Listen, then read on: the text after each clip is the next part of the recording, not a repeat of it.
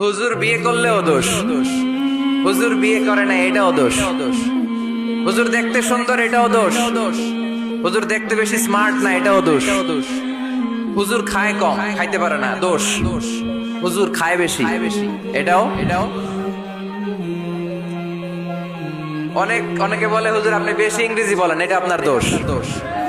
আবার আমেরিকায় যারা থাকে তারা বলে হুজুর আরেকটু যদি ইংরেজি বাড়ায় বলতেন আমাদের ছেলেমেয়েরা বেশি বুঝতে পারতো। আপনি যে কম বলেন এটা আপনার দোষ। ভেজাল আছে না নাই?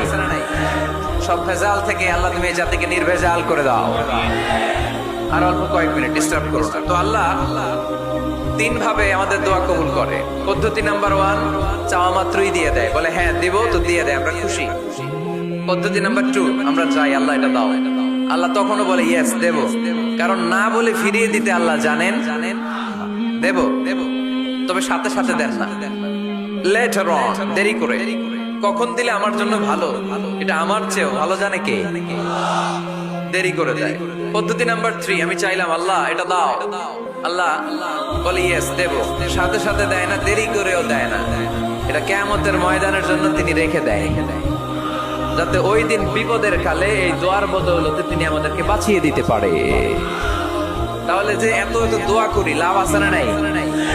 হয় সাথে সাথেই কবুল, নয় কিছু সময় দেরি করে কবুল, তা না হলে আখেরাতের অ্যাকাউন্টে আমাদের জন্য ব্যালেন্সে রেখে দিয়েছে কে? এজন্য আজকের এই ফরিদপুরের মাহফিল তখনই সার্থক হবে যখন আমরা এই সিদ্ধান্ত নিতে পারবো যে আমরা চাইবো একজনের কাছে, তিনি কে, এবং চাইবো চাওয়ার মতো। যেহেতু এটা একটা শিল্প, আর্ট, এটাকে আত্মস্থ করতে হয়।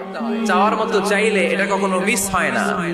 এজন্য আমরা মন প্রাণ উজাড় করে আল্লাহ তাআলার কাছে চাইবো।